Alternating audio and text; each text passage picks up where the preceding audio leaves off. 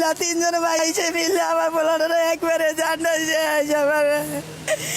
এই বুড়ি হচ্ছে অজগর সাপ, এই বুড়ি হচ্ছে সমাজের মহানা ধরছে আমার নিষ্পাপ সন্তান মামুনটাকে ধ্বংস করে দিল বুড়ি লাইলা আর দ্বিতীয় বুড়ি মোহনা। আমি দেশবাসীর কাছে বিচার চাই, আমার বুকের মানিক আমাকে ফিরিয়ে দিক। এই দাজ্জাল মহিলা দুইটার হাত থেকে যদি আমার সন্তান মুক্তি পায় তাহলে আমি আবারও ওমরা করতে যাব। হ্যাঁ ভিউয়ার্স, এবার প্রিন্স মামুনকে নিষ্পাপ দাবি করে লাইলা আর মোহনাকে অভিশাপ দিলেন মামুনের মা।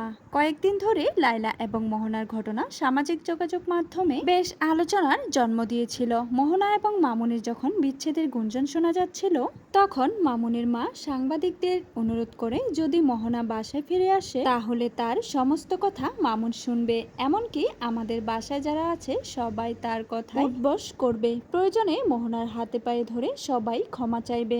এরকম বিভিন্ন ছলচাতুরি করে মোহনাকে আবারও বাসায় ফিরিয়ে নিয়ে আসে মামুন। এরপর তারা একটা মিউজিক ভিডিও বানায় আর তার পরদিন মধ্যে আবারও শুরু হয় সাংসারিক যুদ্ধ।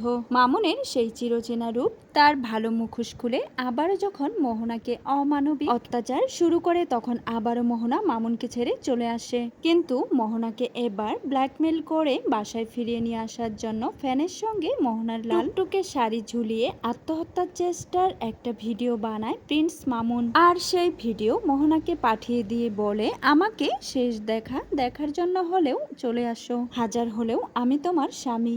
স্বামীর এরকম ভয়ঙ্কর পরিস্থিতি সহ্য করতে না পেরে মোহনা মধ্যরাতে প্রিন্সের বাসায় আসে। তখন প্রিন্স মামুন লাইভে মোহনার উপর দোষ চাপায়, বলে তুমি কেন বাসায় আসছো, আমার বাসায় তুমি কেন আসছো। দর্শকদেরকে জানায়, দেখেন মোহনা আমাকে মারার জন্য আমার বাসায় চলে আসছে। এরপর প্রিন্স মামুন এবং মোহনার বাঘ বিতণ্ডার জেট থেকে হাতাহাতি এবং চরম শারীরিক অত্যাচার শুরু হয়। সেই সময় 3টি ইয়াবা ট্যাবলেট খেয়েছিল প্রিন্স মামুন, কারণ রাত পোহালে লাইলার করা মামলায় হাজিরা দিতে যেতে হবে। আর এদিকে সুযোগ বুঝে মোহনা এবং লাইলা মিলে বাসায় পুলিশ ডেকে নিয়ে আসে। পুলিশের কাছে মোহনা তার ক্ষতবিক্ষত শরীর দেখিয়ে বলে এভাবে শারীরিক নির্যাতন করেছে। যেহেতু লাইলা পুলিশকে টাকা খাইয়েছে তাই পুলিশ সঙ্গে সঙ্গে মামুনকে গ্রেপ্তার করে থানায় নিয়ে যায়। সকালবেলায় থানায় তার মা দৌড়ে যান মামুনকে ছাড়ানোর জন্য, কিন্তু তার আগেই পুলিশ মামুনকে আদালতে পাঠিয়ে দেয়। মামুনের মা এই অবস্থায় দিশেহারা হয়ে যায়। নাটকীয় কান্না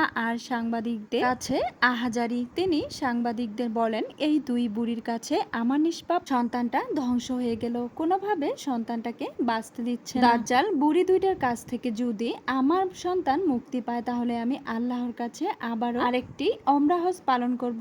তো আপনাদের কি মনে হয়, আসলে কি প্রিন্স মামুন নির্দোষ নিষ্পাপ, সে ছোট বাচ্চার মতো, নাকি তার অতিষ্ঠ অসংখ্য মেয়ে? কমেন্ট করে অবশ্যই জানাবেন আপনার গুরুত্বপূর্ণ মতামত।